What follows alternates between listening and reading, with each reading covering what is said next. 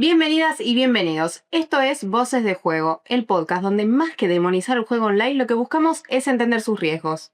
En este espacio vamos a charlar con distintos profesionales para entender el impacto del juego online en nuestras vidas cotidianas. Y si vos alguna vez te preguntaste si el azar estaba realmente de tu lado, este podcast es para vos. ¿Vamos? Hoy el casino online está al alcance de la mano. Eso transformó la manera en la que apostamos y también las consecuencias de esto. Buenas, ¿cómo estás? Soy Pau. En el capítulo anterior hablamos de la dimensión psicológica de la ciberludopatía. Hoy lo vamos a mirar con otra cara. Hoy vamos a enfocarnos en el aspecto financiero. Para eso nos acompaña la licenciada en Economía Antonella Espinosa. ¿Cómo estás, Anto? ¿Todo bien? ¿Qué tal, Pau? Muchas gracias por invitarme a este espacio para hablar de una problemática que es tan importante y que está afectando a muchas personas hoy en día. Sí, tal cual. Así que bueno, vamos a empezar, si te parece, Paz. Dale. Para que arranquemos. Primero te quiero preguntar, ¿cómo afecta la ciberludopatía a la estabilidad financiera, tanto de la persona que la padece como de la familia? Bueno, generalmente lo que empezamos a visualizar en la persona es que empieza en un ciclo de deuda constante en el cual, empieza a ser cada vez más complicado salir de eso.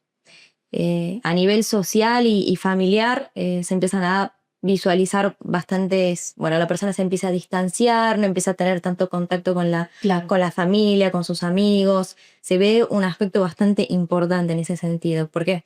Porque la familia tampoco, generalmente tienden a distanciarse y no cuentan ni que están apostando, nadie sabe qué es lo que está pasando. La persona con respecto a su familia. Exactamente. Bien. Bien, y en cuanto a las consecuencias, ¿no? A nivel económico, siempre estamos Sí. hablando del tema económico, consecuencias inmediatas y por ahí también a largo plazo, ¿no? De padecer la ciberludopatía. Bueno, primero podríamos mencionar que a corto plazo la persona empieza a reducir la cantidad de dinero con la cual enfrenta sus gastos para sus servicios básicos, por ejemplo, tanto para su alimentación, para el alquiler, los servicios de agua, de luz. Cada vez sus gastos son más reducidos en cuanto a eso y empieza a destinar un porcentaje más interesante de sus ingresos a lo que es esto de la ciberludopatía, a apostar, a juegos en línea y demás. Entonces, ¿qué pasa? Se empieza a comprometer lo que es el ahorro en el presupuesto de la persona. Si su capacidad de ahorro era baja, ahora es cada vez menor. Y se observan casos donde las personas en sus inicios ya empiezan apostando hasta un 30 o un 40% de sus ingresos. Con lo cual, eso ya empieza a limitar bastante después que hace uno con el uso del dinero que le queda.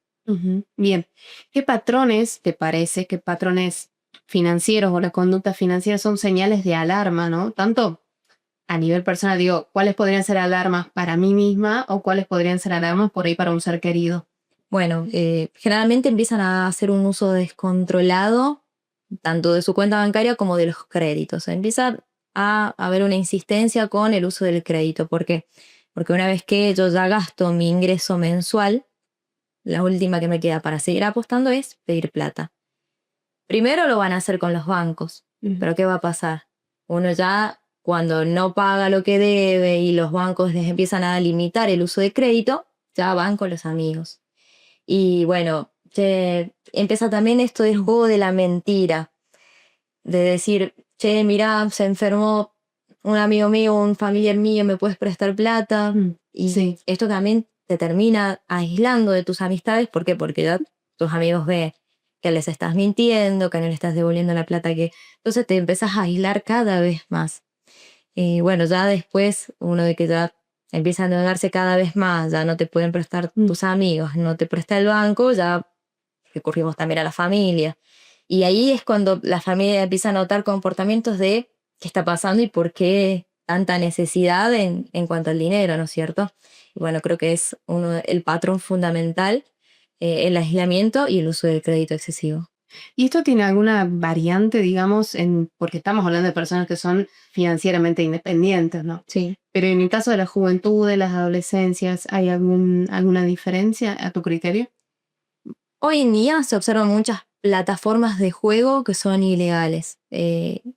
Entonces, que cuando uno va y se inscribe en estas plataformas de juego, puede mentir, tanto con la edad que uno tiene, con su nombre, con cualquier cosa. entonces se someten a estafas, no hay una exclusión por rango etario al día de hoy. Es como, lamentablemente, si tenés acceso a un teléfono, como mencionaste de inicio, tenés la posibilidad de acceder a juegos en línea independientemente de la edad que tengas. Bien.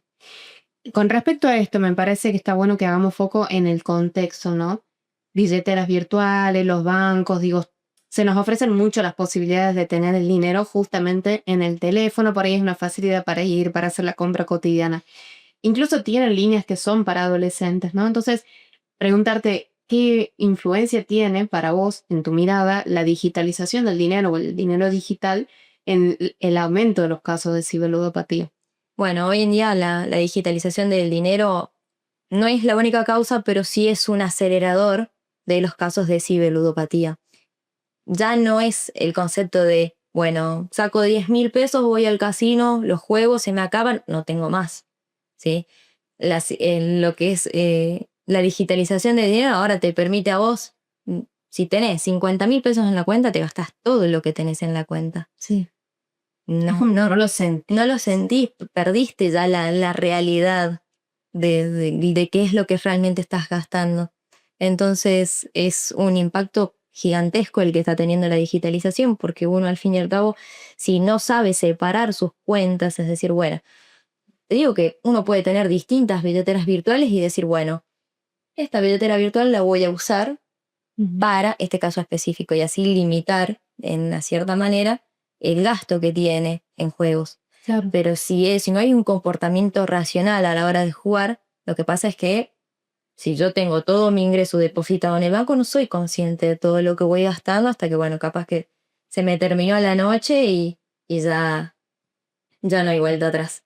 Me parece también que hay otro factor con respecto a las adolescencias que lo nombrábamos, y es el tema de los streaming, ¿no? Sí. Digo, ¿cuántos ingresan porque dicen que vieron a alguien que es un referente o alguien que los inspira o que siguen básicamente y los incita a la apuesta, ¿no? Entonces, ¿qué lugar te parece que tienen también el contexto mediático en el aumento de los casos? Sí, no, hoy en día creo que las plataformas de streaming fueron asumiendo una gran participación de todo lo que es la adolescencia. Creo que el mayor porcentaje de adolescentes, y te digo que hasta niños, consumen plataformas de streaming. Sí.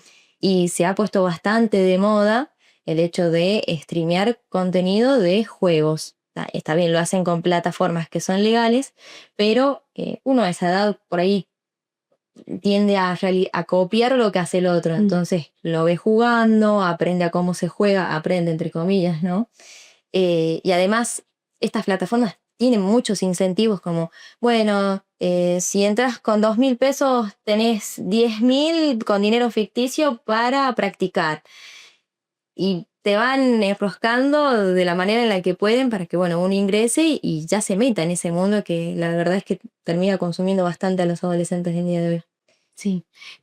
Hablamos hace un rato de cuál era el huevo y cuál es la gallina, ¿no? En esto de, bueno, el dinero digital y los casinos, porque los casinos básicamente ya existían antes de la digitalización, ¿no? Las billeteras. Entonces, un poco más de eso me gustaría que profundicen. Sí, bueno, surge por ahí la duda de qué nació primero. ¿Fueron los casinos los que fueron impulsando la digitalización o la digitalización a los casinos online? Y un poco, en parte, como mencioné anteriormente, lo que se visualiza hoy, ¿no? Los créditos crecieron a una tasa gigantesca. ¿Por qué? Porque antes si vos querías ir al banco, o sea, si querías jugar tenías que ir al banco, sacar un crédito. Hoy el crédito lo sacás en 2 segundos. Las billeteras virtuales te dan toda esa facilidad. Entonces, ¿qué pasa? Para mí, desde mi punto de vista, la digitalización es un motor muy importante dentro de los casinos y cada vez que crece la digitalización, también crecen este tipo de plataformas que terminan incentivando a los chicos a consumirse. ¿Qué estrategia recomendás vos para evitar que alguien recaiga en una conducta problemática, ¿no? Bueno, primero, ser consciente de la realidad presupuestaria que uno tiene. ¿En qué sentido? Uno tiene que aprender a planificar mejor sus gastos, es decir, separar qué son gastos fijos, alquileres, servicios de agua y luz, que hoy en día bueno, representan una gran participación dentro del ingreso de la persona, alimentos, poder cubrir sus servicios o todos sus gastos básicos. Después, separar, porque también es importante separar una parte del ingreso al ahorro, ¿sí? Y bueno, después ser consciente de qué porcentaje del ingreso va a destinar uno a el juego. Un 5, un 3, un 2. Obviamente va a depender también de la capacidad de ingresos que tiene la persona y de ahorro también. Pero la idea no es que sacrifiquemos ahorro por lo que sería el juego. Sí. Entonces, obviamente es un costo de oportunidad. Si decido hacer esto, que es jugar, estoy sacrificando otras cosas que puede ser ahorro o, no sé, salir con mis amigos a tomar algo. Bueno, primero para mí lo importante es eso, ser consciente. También esto que mencioné anteriormente, poder separar las cosas y decir, bueno, esta billetera yo realmente la voy a usar y la voy a destinar para esto, exclusivamente para el juego. Entonces ahí no tenés mezclado lo que es tus ahorros, el gasto del alquiler, no tenés todo en una sola cuenta. Entonces, ¿qué es lo bueno de eso? Que yo sé que solo tengo que usar esta billetera y ya está. Si me quedé en cero, me quedé en cero. No tengo más para gastar. Soy una persona racional que sé que ya comprometí todo el dinero que tenía disponible para esta operación. En cambio, cuando uno tiene todo mezclado, es como, tenía que gastar 25. Gasté 50 porque ya teníamos a lo mejor 110 y gasté 50 y es como, mira, me quedo en 50. Bueno, gasté un poco más, ya está. Claro. Y al otro día, claro, después lo repongo y al otro día voy y hago lo mismo, entonces ya empieza a ser ese comportamiento reiterativo de ir haciendo una vez siempre lo mismo y se termina cayendo en este ciclo vicioso. Uh-huh. Bien, ¿qué papel entonces tendría la educación financiera para poder prevenir la ciberludopatía? Por supuesto que estamos hablando, de acuerdo a tus miradas. Sí, no, es fundamental. Justamente creo que la digitalización, justamente de lo que hablábamos del dinero, terminó generando esto de, te digo que hasta mis amigos economistas, yo incluso, por ahí uno no se da cuenta de cuánto gasta en salidas, porque uno no lleva un registro diario de sus gastos. Entonces, claro, el famoso gasto hormiga. Claro, el famoso gasto hormiga. Entonces uno va gastando, sale el fin de semana, sale el que viene. Entonces no es consciente qué parte de tu presupuesto va destinado a estos gastos hormigas. A lo mejor, si llevas la cuenta un solo mes, te sorprende, porque puede ser hasta de un 30 a un 40%, y ya es mucho tener un gasto hormiga de ese tamaño. Entonces, para mí lo fundamental es entender la economía personal de cada uno, las limitaciones y también sus propósitos, porque por ahí, si uno quiere destinar una parte de su salario a lo que es las universidades, a lo que es el estudio, lo que sea, tiene que planificar bien su presupuesto. Entonces la educación es fundamental para planificar bien los gastos y poder tener un gasto racional y gastar conscientemente en lo que queremos hacer, porque si no es, como te digo, un gasto desmedido de dinero destinado a, en este caso, a juegos. ¿Cómo podríamos, también esto es a tu opinión, cómo podríamos hablar de esto en las casas con los jóvenes, con los adolescentes? Digo, familia, le ponemos dinero, ¿no? En las billeteras a los jóvenes, porque bueno, para sus gastos cotidianos, estos gastos de hormiga, ¿cómo podemos hablar de esto sin cerrar y poner el tema un poco en la mesa?